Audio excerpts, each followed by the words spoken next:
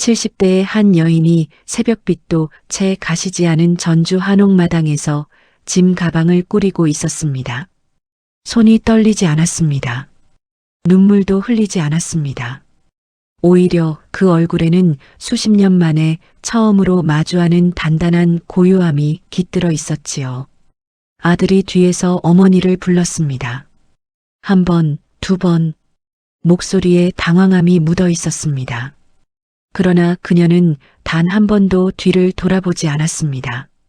기와지붕 아래 대문을 나서는 그 발걸음이 이상하리만치 가벼웠습니다. 평생을 가족을 위해 모든 것을 내어준 한 여인이 생애 처음으로 오직 자기 자신만을 위한 걸음을 내딛는 순간이었습니다. 도대체 무슨 일이 있었던 것일까요? 자식을 위해 기꺼이 낯선 도시로 내려왔던 그녀가 왜 짐을 들고 그 집을 나서게 된 것일까요? 그리고 그 이후 그녀를 기다리고 있던 것은 무엇이었을까요? 오늘 이 이야기를 끝까지 함께 해주시기 바랍니다. 구독과 좋아요는 이런 이야기를 계속해서 전해드릴 수 있는 가장 큰 힘이 됩니다. 한정희 1953년 대구에서 태어나 올해로 72살이 된 여인입니다. 평생을 그 도시와 함께 살아온 토박이었지요. 고령에 접어들었어도 등이 굽지 않았고 눈빛은 여전히 맑고 또렷했습니다. 젊은 시절부터 부지런하고 손이 야무지기로 동네에서 소문이 자자했습니다. 누군가 도움을 필요로 하면 가장 먼저 팔을 걷어붙이고 나서는 성격이었고 어떤 일이든 어정쩡하게 마무리 짓는 법이 없었습니다. 결국 해내고야 마는 사람이었습니다. 그렇게 살아온 세월의 흔적이 손마디마디에 새겨져 있었고 그 손은 일을 하면 할수록 더 능숙하고 단단해지는 손이었습니다. 정의는 표현이 많은 사람은 아니었습니다. 속에 있는 말을 꺼내는 것을 쑥스러워했고 감정을 드러내기보다는 행동으로 보여주는 쪽이었습니다. 사랑한다는 말 대신 새벽에 일어나 밥을 짓는 것으로 마음을 전했고 고맙다는 말 대신 두 팔 걷어붙이고 도움을 주는 것으로 뜻을 나타냈습니다. 그것이 정의의 방식이었습니다. 그리고 그 방식으로 살아온 삶이 그녀에게는 자랑스러운 것이었지요. 정의가 24살에 결혼한 것은 1977년의 일이었습니다. 남편 이재현은 성실하고 과묵한 사람이었습니다. 크게 성공을 거머쥐지는 못했지만 흔들리지 않고 가정을 지키는 사람이었지요. 정희는 그런 남편 곁에서 두 아이를 낳아 키웠습니다. 아들 준호와 딸 수진이었습니다. 형편이 넉넉하지 않다는 것을 알면서도 정희는 한 번도 남편을 탓하지 않았습니다. 대신 스스로 무언가를 해야겠다는 생각을 마음속 깊이 품기 시작했습니다. 정희가 반찬 가게를 연 것은 준호가 초등학교에 들어가던 해였습니다. 처음에는 집 앞 골목에서 작은 좌판을 펴는 것으로 시작했습니다. 손수 담근 깍두기와 총각김치 그리고 멸치볶음 몇 가지가 전부였지요. 그런데 한 번 맛을 본 사람들이 다시 찾아왔습니다. 두 번, 세 번 그러다 보니 단골이 생겼습니다. 정희의 음식에는 어딘가 마음을 편안하게 만드는 힘이 있었습니다. 인공 조미료 대신 제대로 된 재료와 시간을 아끼지 않는 손맛이 사람들의 입에 맞았던 것이지요. 좌파는 어느새 가게가 되었고 그 가게는 수성구 일대 동네 명물이 되었습니다. 새벽 4시에 눈을 뜨고 시장을 돌아 장을 봐오는 것이 20년이 넘는 세월 동안 변하지 않는 아침 풍경이었습니다. 아이들이 학교에 가는 것을 배웅하고 나서 가게 문을 열었고 밤 10시가 넘어서야 앞치마를 벗었습니다. 주말도 명절도 쉬는 날이 없었습니다. 단골 손님들은 정희를 사장님이라 불렀습니다. 그 호칭이 정희에게는 단순한 말 이상의 의미였습니다.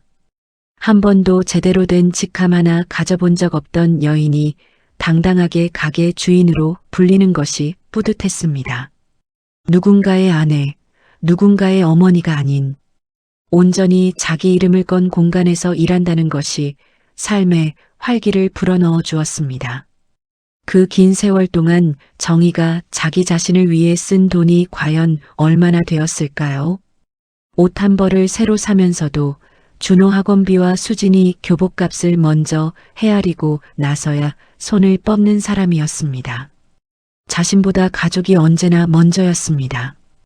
그것이 당연한 일이라고 여기며 살았습니다. 아이들이 자라 각자의 자리를 잡아가는 것을 보며 그것이 가장 큰 보람이라고 생각했습니다. 나이가 들수록 자식들 얼굴을 보는 일이 뜸해졌지만 잘 살고 있다는 뜻이려니 했습니다. 남편 이재현이 먼저 세상을 떠난 것은 정희가 63이 되던 해였습니다. 갑작스러운 일이었습니다. 전날까지도 평소와 다름없던 사람이었는데 아침에 일어나지 못했습니다. 30년 가까이 곁에 있던 사람이 하루아침에 사라지고 나자 세상이 텅 빈 것 같았습니다. 밥을 먹어도 맛이 없었고 잠자리에 들어도 새벽에 눈이 떠졌습니다. 그러나 정희는 무너지지 않았습니다. 다음 날도 새벽에 일어나 시장으로 향했습니다. 눈물은 가게 셔터를 내린 다음에야 흘렸습니다. 일이 슬픔을 삼켜준다는 것을 몸으로 알고 있었기 때문이지요. 그 이후로도 정희는 몇 년을 혼자 가게를 지켰습니다. 주변에서는 이제 그만 쉬라는 말을 자주 했지만 정희는 일을 멈추면 무엇을 해야 할지 몰랐습니다. 손님과 나누는 짧은 대화가 하루를 버티게 해주었고 된장 끓이는 냄새가 집에 돌아갈 이유를 만들어 주었습니다. 이 작은 공간에서 정희는 비로소 온전히 자기 자신이 될 수 있었습니다. 가게를 정리한 것은 이른이 되던 해였습니다. 무릎 연골이 닳아 계단을 내려오는 것조차 쉽지 않아졌고 아들 준호가 이제는 쉬셔야 하지 않겠냐고 몇 번이나 권했습니다. 정희는 선뜻 결정을 내리지 못했습니다. 가게 없는 삶이 어떤 것인지 상상이 잘 되지 않았기 때문입니다. 그리고 실제로 문을 닫고 나자 일상이 낯설어졌습니다. 평생 새벽에 눈을 뜨면 서둘러야 했는데 더 이상 서두를 곳이 없었습니다. 혼자 밥을 지어 먹고 경로당에 잠시 들르고 다시 집으로 돌아오는 것이 하루의 전부가 되었지요. 창밖을 물끄러미 바라보는 시간이 부쩍 늘어났습니다. 그렇다고 외롭다는 말을 입 밖에 낸 적은 없었습니다. 그런 말을 꺼내는 것이 약한 소리처럼 느껴졌기 때문입니다. 오래 달리던 기계가 갑자기 멈춰선 것 같은 이상한 고요함 속에서 정희는 하루하루를 보내고 있었습니다. 그러던 어느 봄날이었습니다. 아들 준호에게서 전화가 걸려왔습니다. 전주의 한옥 게스트하우스를 열게 되었는데 처음 자리를 잡을 때까지 어머니가 내려오셔서 도와주시면 좋겠다는 것이었습니다. 쉬면서 전주 구경도 하시고 좋은 공기도 마시며 힐링하시라는 말도 덧붙였습니다. 정희는 잠시 망설였습니다. 그런데 이야기를 더 듣다 보니 마음에 걸리는 것이 하나 더 있었습니다. 며느리의 친정어머니 오윤자도 함께 내려온다는 것이었습니다. 오윤자는 드러내놓고 무례한 사람은 아니었습니다. 그러나 오래전부터 정희를 은근히 아래로 보는 경향이 있었습니다. 말 한마디 한마디 속에 비교가 스며들었고 그 비교는 늘 정희 쪽이 부족한 쪽으로 향했습니다. 그 안사동과 한 지붕 아래서 생활해야 한다는 것이 내키지 않았습니다. 그러나 정희는 결국 가겠다고 했습니다. 평생 자식 부탁을 거절해 본 적이 없는 사람이었으니까요. 짐을 싸면서도 마음속으로 되뇌었습니다. 자식이 잘 되면 그것으로 충분하다고. 전주로 향하는 버스 창밖으로 봄빛이 가득한 들녘이 천천히 흘러갔습니다. 기와 지붕과 처마선이 그림처럼 펼쳐진 한옥마을 앞에서 정희는 잠시 기대를 품었습니다. 어쩌면 이것도 나쁘지 않을지 모른다고 생각했습니다. 그러나 그 기대는 오래가지 않았습니다. 낯선 시작 앞에서 정희는 아직 알지 못했습니다. 그 순진한 믿음이 산산이 부서지는 데에 채 몇 주가 걸리지 않으리라는 것을, 그리고 그 부서짐이 오히려 그녀를 전혀 새로운 곳으로 이끄는 첫걸음이 되리라는 것을, 전주에 도착하던 날을 정희는 지금도 선명하게 기억하고 있습니다. 버스에서 내려 처음 마주한 전주 한옥마을의 풍경은 그야말로 그림 같았습니다. 오래된 기와지붕들이 나란히 이어지고 돌담 사이로 늦봄의 바람이 조용히 불어왔습니다. 처마 끝에 매달린 작은 풍경이 청아한 소리를 냈고 마당 한쪽에는 아직 꽃이 지지 않은 철쭉 한 그루가 서 있었습니다. 정희는 짐을 내려놓고 잠시 그 마당 한가운데 서 있었습니다. 오랜만에 느끼는 고요함이었습니다.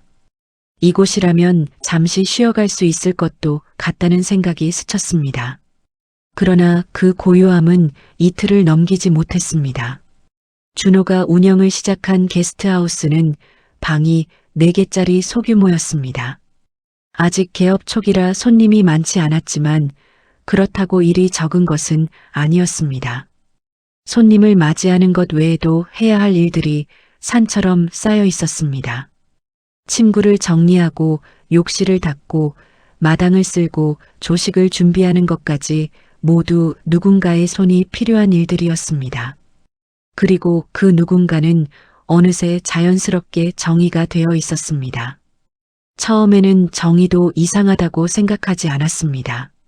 자식 사업이 잘 되어야 자신도 기쁜 것이고 처음 자리를 잡는데 힘을 보태는 것이 어미로서 당연한 일이라고 여겼습니다. 팔을 걷어붙이고 나서는 것이 평생의 습관이기도 했습니다. 그런데 하루 이틀이 지나고 일주일이 지나면서 조금씩 이상한 느낌이 들기 시작했습니다. 분명 함께 내려왔다는 오윤자는 정작 아무것도 하지 않고 있었던 것입니다. 오윤자는 정희보다 2살 아래였습니다. 젊은 시절부터 자기 관리를 잘하기로 소문난 사람이었고 실제로 나이에 비해 훨씬 젊어 보였습니다. 말끔하게 차려입고 손님들 앞에 나서면 게스트하우스 안주인처럼 보였습니다. 밝게 웃으며 인사를 건네고 전주 맛집을 안내해주고 체크인을 돕는 것처럼 행동했습니다. 손님들은 그녀를 운영자라 생각했습니다. 그리고 정희는 그 뒤편에서 새벽부터 일어나 부엌을 지키고 있었습니다. 정희의 하루는 새벽 5시에 시작되었습니다. 눈을 뜨면 곧장 부엌으로 향해 쌀을 씻고 국 재료를 손질했습니다.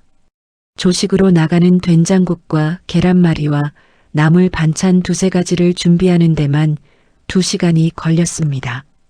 손님들이 식사를 마치고 나면 설거지를 하고 방을 살폈습니다. 침대 시트를 걷어 세탁기를 돌리고 욕실 타일을 닦고 수건을 개었습니다.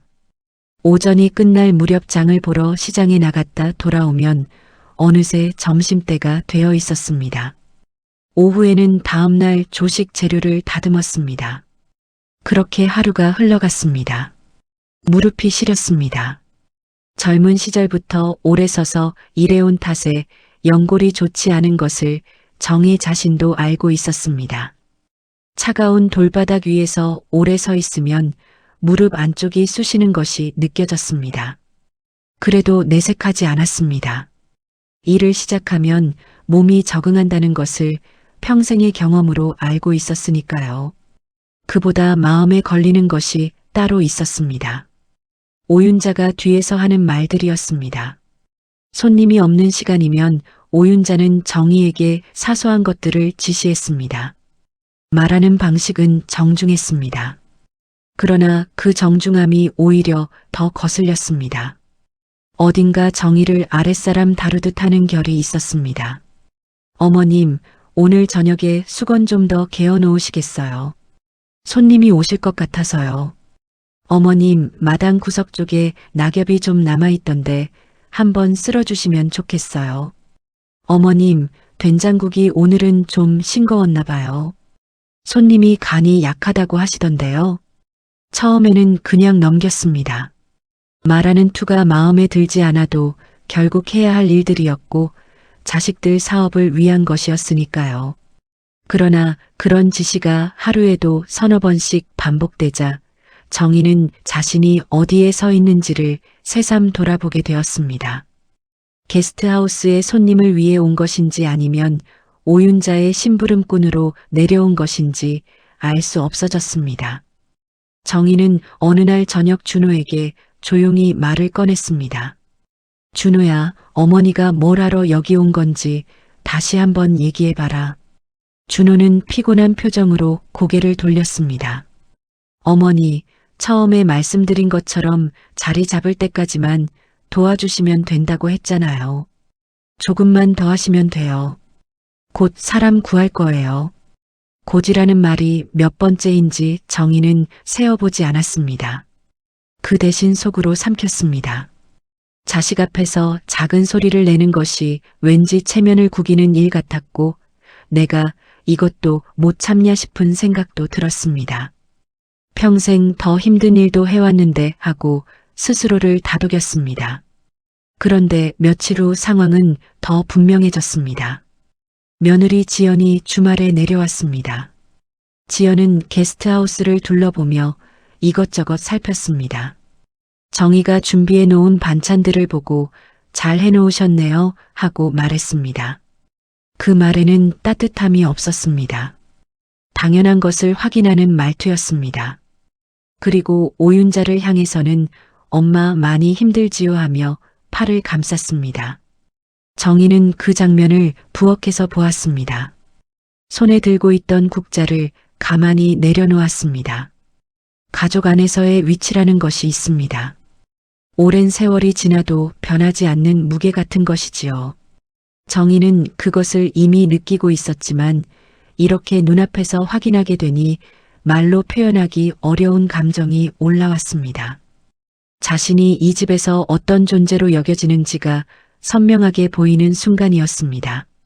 정희는 다시 한번 마음을 다잡으려 했습니다. 생각해보면 며느리도 오윤자도 나쁜 사람들은 아니었습니다. 의도적으로 정희를 괴롭히려는 것이 아닐 수도 있었습니다. 어쩌면 이것이 그들에게는 자연스러운 방식일지도 모른다고 생각했습니다. 그렇다면 내가 맞춰가면 되는 것 아닌가 싶었습니다.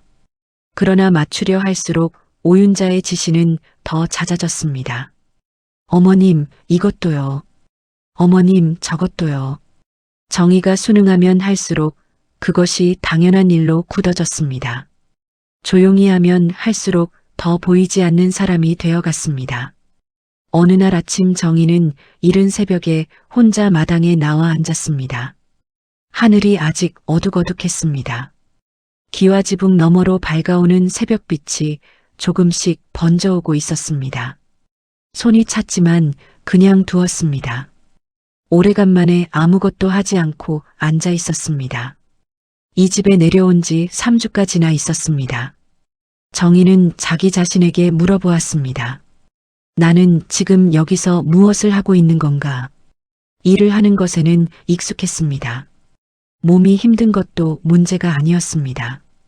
그런데 이상하게도 지금 느끼는 피로는 새벽 시장에서 짐을 이고 다니던 그 피로와 달랐습니다. 그때는 힘들어도 내 일을 하는 것이었습니다. 내 이름을 건 가게를 위한 것이었습니다.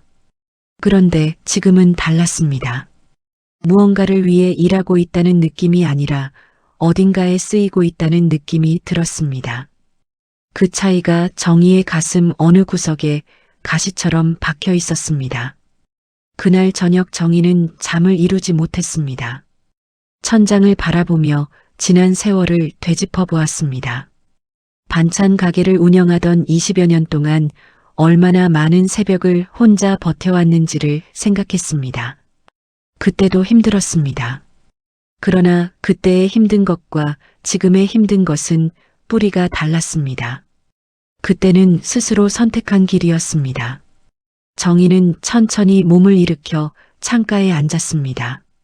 전주의 밤거리는 조용했습니다. 골목 어딘가에서 고양이 울음소리가 한 번 들렸다가 사라졌습니다. 정희는 오래 그 어둠을 바라보았습니다. 화가 나지 않는다고 하면 거짓말이었습니다. 그러나 분노보다 더 크게 올라오는 것이 있었습니다. 서러움이었습니다. 평생을 그렇게 살아왔는데 나이 이른이 넘어서까지 이렇게 살아야 하는 것인가 하는 서러움이었습니다. 그런데 그 서러움 아래에서 정희는 다른 무언가를 발견했습니다. 오랫동안 꺼놓은 줄 알았던 불씨 같은 것이었습니다. 더 이상 이렇게 있고 싶지 않다는 마음이었습니다. 참아서 해결될 일이 아니라는 것을 이제는 알 것 같았습니다. 맞춰가면 나아질 것이라고 생각했지만 맞춰갈수록 자신이 작아지는 것을 느꼈습니다. 정희는 생각했습니다. 내가 여기서 계속 이렇게 있는 것이 자식을 돕는 것인지 아니면 자식에게 내 존재를 스스로 낮추도록 허락하는 것인지를. 다음 날 아침이 밝았습니다. 정희는 평소처럼 새벽에 일어났습니다. 평소처럼 국을 끓이고 반찬을 챙겼습니다. 손님들이 식사를 마치고 방으로 들어갔습니다. 오윤자가 또 가볍게 지시를 건넸습니다. 정희는 대답을 하지 않았습니다. 대신 잠시 멈추어 서서 창밖을 바라보았습니다. 봄볕이 마당 위로 조용히 내려앉고 있었습니다. 속에서 무언가가 결정되고 있었습니다. 아직 말로 꺼내지는 않았습니다. 그러나 정희는 알고 있었습니다. 곧 말을 해야 할 때가 온다는 것을. 그리고 그 말은 더 이상 상대를 위한 것이 아닌 자기 자신을 위한 것이어야 한다는 것을. 변화는 아주 가까이에 와 있었습니다. 결정적인 순간은 정희가 미처 예상하지 못한 방식으로 찾아왔습니다. 사람이 무너지지 않는 것은 강해서가 아닙니다. 무너지면 안 된다는 것을 알기 때문입니다. 정희는 그 새벽 창가에서 한 가지를 스스로에게 약속했습니다. 더 이상 아무 말 없이 받아들이지는 않겠다는 것이었습니다. 평생을 참고 살아온 사람이 참지 않기로 결심하는 것은 생각보다 훨씬 큰 용기가 필요한 일이었습니다. 그러나 정희의 마음속에서는 이미 무언가가 단단하게 굳어지고 있었습니다. 다음 날 아침 정희는 조식 준비를 마치고 오윤자가 또 다른 지시를 건네려는 순간 먼저 입을 열었습니다. 저도 오늘 오후에 잠깐 쉬어야겠어요. 무릎이 많이 안 좋아서요. 짧은 말이었습니다. 목소리가 떨리지 않도록 신경 썼습니다. 오윤자는 잠시 멈칫하더니 그러세요 하고 대답했습니다. 말은 부드러웠지만 눈빛 속에 당혹감이 스치는 것을 정희는 놓치지 않았습니다. 아주 작은 변화였습니다.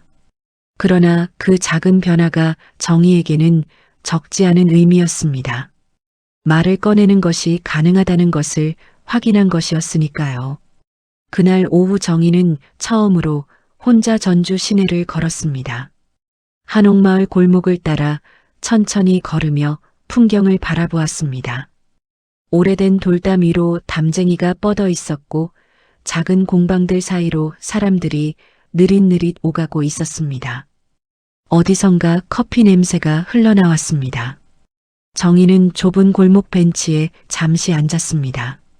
아무도 자신에게 무언가를 요구하지 않는 시간이었습니다. 그것이 이토록 낯설고 또 이토록 그리운 것이었는지 미처 몰랐습니다. 정희는 그날 이후로 조금씩 달라지기 시작했습니다. 모든 것을 혼자 떠안으려 하지 않았습니다. 오윤자의 지시에 예전처럼 바로 몸을 움직이는 대신 잠깐 뜸을 들이거나 이렇게 하면 어떻겠냐고 되물었습니다. 처음에는 어색했습니다. 평생의 습관을 하루아침에 바꾸는 것이 쉬운 일은 아니었습니다. 그러나 반복할수록 조금씩 자연스러워졌습니다. 변화는 뜻밖의 곳에서도 나타났습니다. 게스트하우스를 찾는 손님들이 정희의 조식을 특별히 기억하기 시작한 것입니다. 처음에는 그냥 맛있다는 말 한마디였습니다. 그런데 며칠 후 다시 예약을 한 손님이 지난번 그 아주머니 된장국 때문에 다시 왔다고 했습니다. 그 말이 들려오는 순간 정희는 가슴 한켠이 뜨끈해지는 것을 느꼈습니다. 오랫동안 잊고 있었던 감각이었습니다. 자신이 한 일이 누군가에게 닿아 있다는 느낌이었습니다. 주말에 단체 손님이 들었을 때였습니다. 서울에서 내려온 가족 모임이었는데 아침 식사를 특별히 신경 써달라고 미리 요청해 두었습니다. 정희는 새벽부터 준비했습니다. 제철 나물로 비빔밥을 차리고 맑은 사골 국물을 올렸습니다. 직접 만든 깍두기와 멸치볶음을 곁들였습니다. 손님들이 식사를 하는 동안 수저 소리가 멈추지 않았습니다. 식사가 끝나고 중년의 여성 손님이 정희를 찾아왔습니다. 사장님이세요. 정말 오랜만에 이런 밥 먹었어요. 어머니 밥 같아요. 사장님이라는 단어가 귓가를 울렸습니다. 게스트하우스를 운영하는 사람으로서가 아니라 그냥 자연스럽게 그 공간의 주인으로 불린 것이었습니다. 그 손님은 정희가 오윤자의 뒤편에 있다는 사실을 몰랐습니다. 그저 눈앞에 있는 사람이 이 음식을 만든 사람이고 이 집의 주인이라고 생각한 것이지요. 정희는 조용히 감사하다고 대답했습니다. 그러나 마음속에서는 오래 잠들어 있던 무언가가 눈을 뜨고 있었습니다. 그러나 세상은 정희에게 편안히 바뀌도록 내버려 두지 않았습니다. 그날 저녁 오윤자는 손님 앞에서 이렇게 말했습니다. 저희 어머님이 요리를 좀 도와주고 계세요. 감사하게도요. 그 말 속에서 정희는 명확하게 자신의 위치를 들었습니다. 요리를 도와주는 사람, 주인이 아닌 조력자. 감사하다는 말 속에 정의를 아래에 두는 구조가 아무렇지 않게 녹아 있었습니다. 손님들은 고개를 끄덕였고 오윤자는 자연스럽게 대화를 이어갔습니다. 정희는 그 자리에서 아무 말도 하지 않았습니다. 부엌으로 돌아오는 복도에서 정희는 발걸음을 잠시 멈추었습니다. 벽에 손을 짚었습니다. 창밖으로 어두워진 마당이 보였습니다. 감정을 억누르는 데는 익숙했지만 이번에는 억누르는 것 자체가 힘에 겨웠습니다. 분한 것도 서러운 것도 아니었습니다. 그냥 지쳤습니다. 이 집에서 자신이 어떤 방식으로 쓰이고 있는지가 이제는 너무나 분명하게 보였습니다. 그날 밤 정희는 오랫동안 잠들지 못하고 누워 있었습니다. 지난 세월들이 스쳐 지나갔습니다. 반찬 가게를 처음 열던 날, 준호가 대학에 붙어서 전화를 받던 날, 남편을 먼저 떠나보내던 날.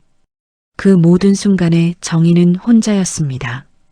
기뻐도 혼자이고 슬퍼도 혼자였습니다.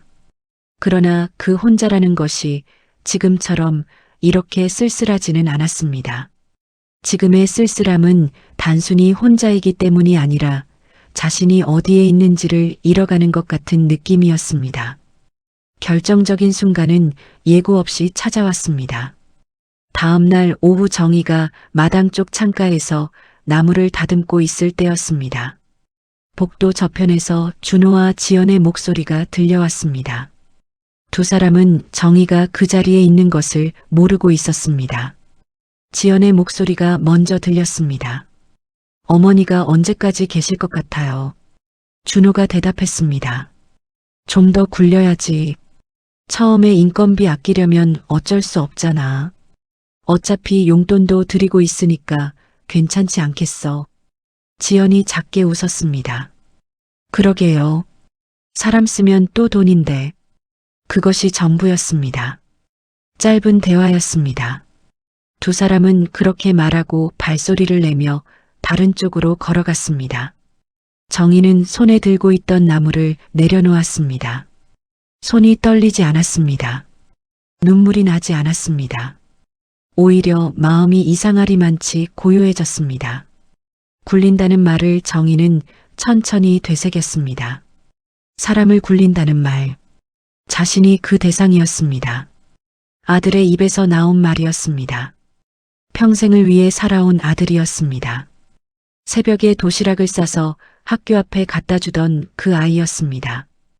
형편이 어려워도 학원비만은 빠뜨리지 않으려 반찬 가게에서 더 오래 서 있던 그 시절들이 한꺼번에 밀려왔습니다. 그리고 그 모든 것들이 지금 이 말 하나에 담겨 있었습니다. 그러나 정희는 주저앉지 않았습니다. 오히려 그 말이 오랫동안 흐릿하게만 느껴지던 것들을 한순간에 선명하게 만들어 주었습니다.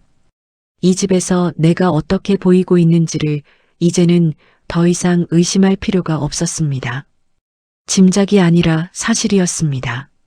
그리고 사실이라는 것이 확인된 순간 정희에게는 오히려 이상한 자유가 생겼습니다. 더 이상 눈치를 볼 이유도 없었고 이 관계를 지키기 위해 자신을 낮춰야 할 이유도 없었습니다. 다음 날 아침이었습니다. 조식을 모두 마치고 손님들이 방으로 들어간 후였습니다. 오윤자가 늘 하던 대로 지시를 건네려던 순간 정희가 먼저 말했습니다. 저는 일하러 온 게 아닙니다. 목소리는 낮았지만 흔들리지 않았습니다. 오윤자가 눈을 크게 떴습니다. 준호가 부엌 쪽에서 걸어오며 어머니, 왜 그러세요? 하고 물었습니다. 정희는 아들을 바라보았습니다. 오랫동안 보아온 얼굴이었습니다. 그러나 지금 이 순간만큼은 그 얼굴 앞에서 흔들리지 않겠다고 생각했습니다. 나는 이 집에 자식 도우러 온 어미다. 그런데 여기서 내가 어떻게 쓰이고 있는지 나도 이제 안다. 준호의 얼굴이 굳었습니다. 무슨 말씀을 그렇게 하세요? 하고 말했지만 목소리에는 힘이 없었습니다. 정희는 더 많은 말을 하지 않았습니다. 그것으로 충분했습니다. 말이 길어질수록 감정이 앞서게 되고 감정이 앞서면 자신이 하고 싶은 말의 무게가 흐트러진다는 것을 오랜 세월이 가르쳐 주었습니다. 정희는 자기 방으로 들어가 짐을 정리하기 시작했습니다. 크지 않은 가방이었습니다.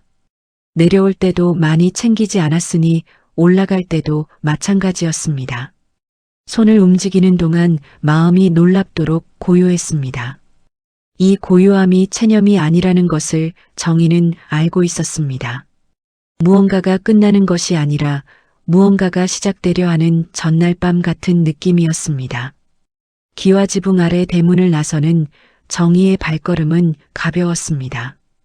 뒤에서 준호가 어머니를 불렀습니다. 정희는 돌아보지 않았습니다. 봄볕이 돌담 위로 넘쳐 흐르고 있었습니다. 전주의 골목은 여전히 조용하고 아름다웠습니다. 정희는 그 골목을 걸으며 생각했습니다. 이제 어디로 가야 하는지는 아직 몰랐습니다. 그러나 어디서부터 다시 시작해야 하는지만큼은 알 것 같았습니다. 평생을 누군가를 위해 살아온 사람이 비로소 자기 자신을 위해 걷기 시작하는 순간이었습니다. 그 발걸음이 어디로 향하는지는 정희 자신도 아직 몰랐습니다. 하지만 세상은 때로 예상하지 못한 방식으로 문을 열어줍니다. 그리고 정희에게도 그 문이 멀지 않은 곳에서 기다리고 있었습니다. 전주 시내로 나온 정희는 한동안 그냥 걸었습니다. 어디로 가겠다는 목적지가 있는 것이 아니었습니다. 그냥 발이 닿는 대로 걸었습니다. 한옥마을 바깥쪽으로 빠져나오자 평범한 시내 골목들이 이어졌습니다. 작은 분식집과 세탁소와 문구점들이 나란히 붙어 있었습니다. 오래된 도시의 속살 같은 풍경이었습니다. 정희는 그 풍경이 낯설지 않았습니다. 대구에서 살아온 수십 년의 골목들과 크게 다르지 않았으니까요. 걷다 보니 배가 고팠습니다. 아침 조식 준비를 하느라 정작 자신은 아무것도 먹지 못한 것이 생각났습니다. 허름한 국밥집 앞에 서서 잠시 망설이다 안으로 들어갔습니다. 혼자 밥 먹는 것이 어색한 나이가 아니었습니다. 뚝배기 하나를 받아 천천히 숟가락을 들었습니다.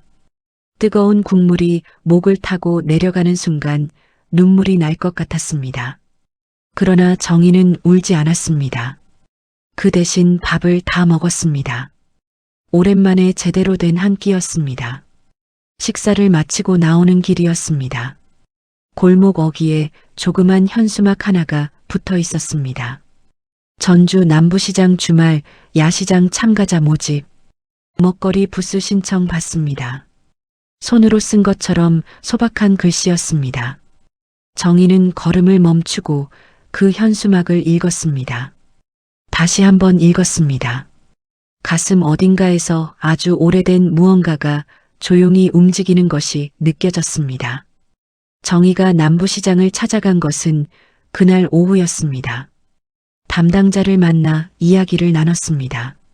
무엇을 하실 건가요? 하는 질문에 정희는 잠시도 망설이지 않고 대답했습니다. 된장국이랑 반찬 도시락이요. 그 대답이 스스로도 놀라울 정도로 자연스럽게 나왔습니다.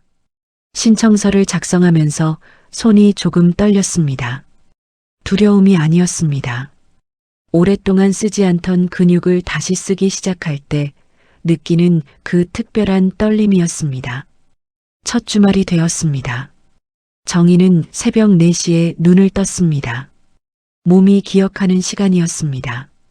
남부시장 재래 시장 쪽에서 재료를 샀습니다. 두부와 애호박과 표고버섯을 골랐습니다.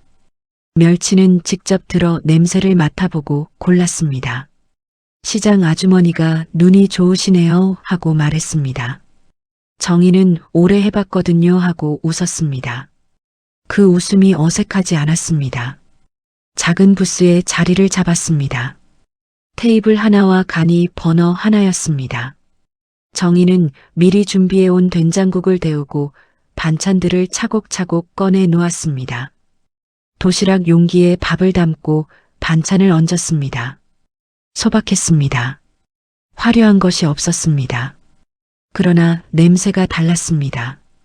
오래 우려낸 육수와 직접 담근 된장이 섞인 그 냄새는 지나가는 사람들의 발걸음을 잡아당겼습니다. 첫 손님은 중년의 남성이었습니다. 냄새에 이끌려왔다고 했습니다. 도시락 하나를 사서 자리에 앉아 뚜껑을 열었습니다. 한 숟가락 뜨고는 고개를 들어 정희를 바라보았습니다. 사장님, 이거 직접 만드신 거예요. 정희는 네 하고 대답했습니다. 그 남성은 말없이 도시락을 다 비웠습니다. 그리고 일어나면서 하나 더 살게요 하고 말했습니다. 집에 가져가겠다고 했습니다. 그 다음부터는 입소문이었습니다. 한 사람이 맛있다고 하면 옆 사람이 고개를 돌렸습니다. 오후가 되자 준비해온 도시락이 동이 났습니다. 더 없냐고 묻는 사람이 있었습니다. 정희는 오늘은 여기까지예요 하고 말했습니다. 다음 주에도 나오시냐고 물었습니다. 정희는 네 하고 힘있게 대답했습니다. 그날 저녁 정희는 작은 모텔방 침대에 누웠습니다. 다리가 뻐근했습니다. 허리도 아팠습니다. 그러나 오랜만에 느끼는 좋은 피로였습니다. 내 일을 하고 난 후의 피로였습니다. 천장을 바라보며 정희는 조용히 웃었습니다. 아무도 보지 않는 곳에서 혼자 웃는 웃음이었습니다. 그리고 그 웃음이 오늘 하루 중 가장 진심이었습니다. 그로부터 몇 주가 흘렀습니다. 정희는 전주 시내 조용한 동네에 작은 원룸 하나를 얻었습니다. 보증금이 크지 않았고 월세도 무리하지 않는 선에서 구했습니다. 창이 작았지만 햇볕이 잘 드는 방이었습니다. 짐을 들여놓고 간단한 살림을 챙기는 동안 정희는 오랫동안 느끼지 못했던 것을 느꼈습니다. 이 공간이 자기 것이라는 감각이었습니다. 누군가를 위한 공간이 아닌 오직 자기 자신을 위한 공간이었습니다. 주말마다 남부시장 부스를 열었습니다. 단골이 생겼습니다. 근처 직장인들이 점심에 찾아왔고 나이든 어르신들이 반찬 몇 가지를 사들고 가셨습니다. 어떤 날은 젊은 엄마가 아이를 안고 와서 이유식 반찬 같은 것도 있냐고 물었습니다. 정희는 다음 주에 만들어 올게요 하고 대답했습니다. 그리고 실제로 만들어 갔습니다. 그 엄마는 눈물이 날 것 같다고 했습니다. 어머니가 해준 반찬 같다고 했습니다. 사장님이라는 호칭이 다시 정희의 이름 앞에 붙었습니다. 아무도 시키지 않은 호칭이었습니다. 그냥 자연스럽게 그렇게 불렸습니다. 그 두 글자가 정희에게는 어떤 훈장보다 묵직하게 느껴졌습니다. 그러던 어느 주말 오전이었습니다. 부스를 열기 위해 짐을 정리하고 있는데 낯익은 목소리가 들렸습니다. 어머니 하는 소리였습니다. 준호였습니다. 옆에 지연도 서 있었습니다. 두 사람의 얼굴에는 며칠 전과는 다른 빛이 있었습니다. 당당함이 아니라 무언가를 잃은 사람의 표정이었습니다. 준호가 먼저 말했습니다. 어머니, 저 잘못했어요. 정희는 손을 멈추지 않았습니다. 도시락 용기를 계속 정리하며 조용히 들었습니다. 준호는 말을 이었습니다. 모르고 한 말이 아니었는데 어머니한테 그럴 수가 없었는데 죄송해요. 지연도 고개를 숙였습니다. 어머님, 저도요. 제가 너무 제 어머니 편에서만 생각했어요. 정희는 도시락 하나를 마저 닫고 나서 아들을 바라보았습니다. 오랫동안 바라보았습니다. 그 얼굴에는 화도 없었고 냉기도 없었습니다. 그냥 오래된 강이 흐르듯 조용한 표정이었습니다. 잘못했으면 잘해. 말로 하는 것보다 살면서 보여주는 거야. 그것이 전부였습니다. 더 몰아붙이지 않았습니다. 용서한다는 말도 하지 않았습니다. 그런 말들이 필요하지 않았습니다. 정희는 다시 손을 움직였습니다. 준호와 지연은 한참 서 있다가 조용히 옆에 앉았습니다. 아무 말 없이 정희가 시키지도 않았는데 지연이 도시락 뚜껑을 닫는 것을 거들기 시작했습니다. 그 모습을 정희는 보았지만 모른 척했습니다. 그날 부스 문을 닫을 때 정희는 준호에게 밥 먹고 가라고 했습니다. 남은 도시락 2개를 꺼내 건넸습니다. 세 사람은 시장 한켠 벤치에 나란히 앉아 도시락을 먹었습니다. 많은 말이 오가지 않았습니다. 그러나 오랜만에 같은 밥을 먹는 시간이었습니다. 지연이 된장국이 맛있다고 했습니다. 준호는 아무 말 없이 도시락을 다 비웠습니다. 그것으로 충분했습니다.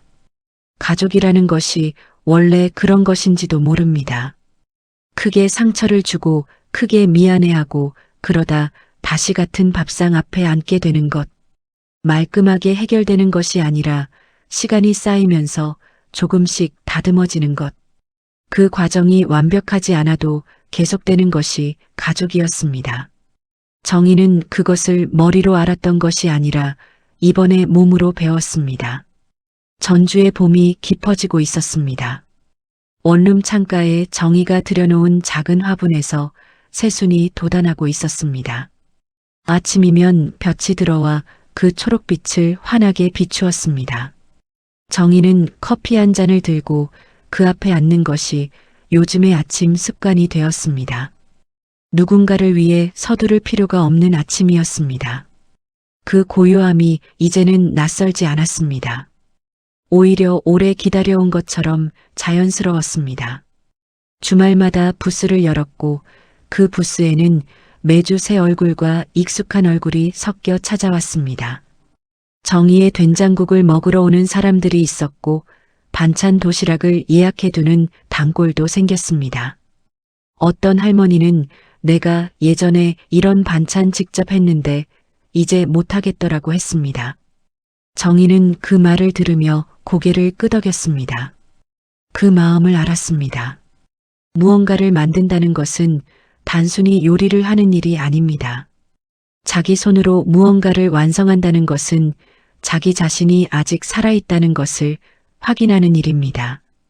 정희는 오랫동안 그 확인을 다른 사람들을 위해서만 해왔습니다. 이제는 달랐습니다. 이 작은 부스에서 만들어지는 것들은 온전히 정희 자신의 것이었습니다. 정희의 손맛이었고 정희의 시간이었고 정희의 이름이었습니다. 한정희. 그 이름 석자가 이제 정희에게 다시 온전하게 느껴졌습니다. 누군가의 어머니, 누군가의 어머님이 아니었습니다. 대구에서 태어나 반찬 가게를 20년 넘게 운영하고 전주에서 새로운 시작을 택한 72살의 한정이었습니다. 그 삶이 화려하지 않아도 괜찮았습니다. 작아도 괜찮았습니다. 자기 것이면 충분했습니다. 된장 끓이는 냄새가 시장 골목 사이로 번져나갔습니다. 그 냄새를 따라 오늘도 누군가가 발걸음을 멈추고 있었습니다. 정희는 국자를 들고 뚝배기 안을 천천히 저었습니다. 오늘도 맛있겠구나 하고 생각했습니다. 그 생각이 기쁨이었습니다. 크지 않은 기쁨이었지만 자기 안에서 나온 기쁨이었습니다. 나이 70이 넘어 다시 시작한다는 것이 두렵지 않냐고 묻는다면 정희는 이렇게 대답했을 것입니다. 두려운 것보다 살아있는 것이 더 좋더라고. 그 말이 전부였습니다. 그리고 그 말 안에 정희가 걸어온 모든 길이 담겨 있었습니다. 삶은 나이에게 허락을 구하지 않습니다. 정희의 이야기가 그것을 보여주고 있었습니다. 우리 모두의 어딘가에 잠들어 있는 그 이야기를 정희는 된장 냄새와 함께 다시 깨워 놓았습니다. 아직 꺼내지 못한 자신의 이야기가 있다면 지금 이 순간이 바로 그 첫 페이지를 펼칠 때일지도 모릅니다.